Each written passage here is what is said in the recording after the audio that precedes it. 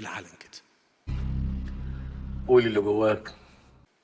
واحنا بنعمل ده كان يعني اشرف سلمان، دكتور اشرف كان وزير الاستثمار. سيادتك مالك يا ابني في ايه؟ فقال لي اصل سيادتك يعني ليك هيبه يا ريس يعني. انشاء القناه ب 12%. طب قول. بقصف الاراضي السعوديه بالصواريخ البالستيكيه. انا بقول نفسخ الخطوبه وكل واحد يروح لحاله، يعني هي الدوله مش ناقصه سيادتك يعني يا ريس. اشقائنا الاسرائيلي نجد. ما انا خلاص طهقت يا ريس، طهقت، مقفله في وشي زي الدومنه امن وسلامه المواطن الاسرائيلي. ده غير المنجد. منجد. حد برضه يقول للريس منجد؟ ما انا النقطه الثالثه اللي قبل ما اتكلم فيها هي خاصه ب ومحدش حاسس بينا يا ريس. بس يا حبيب حد يمسك الرئيس بالطريقه دي؟ ما انا يا ريس تاني. المصريين.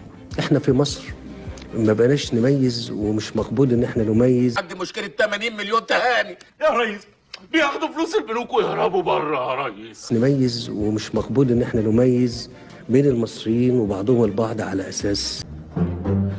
حد يعمل كده؟ ده لو صور في الداخليه كان علقك.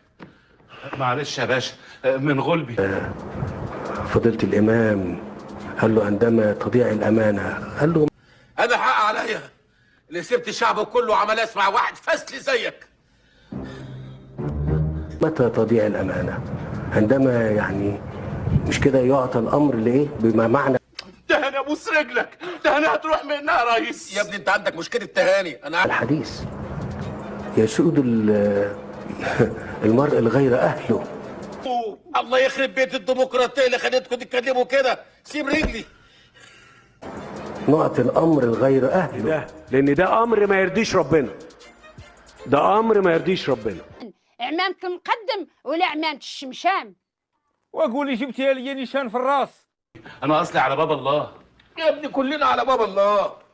انت فاكر انك انت بس المتعسر؟ ما يرضيش ربنا، واللي ما يرضيش ربنا احنا هنبقى موجودين معاه.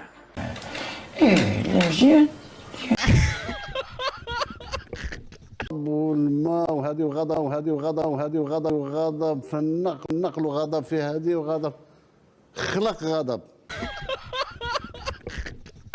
والشيخ الخودة صوتك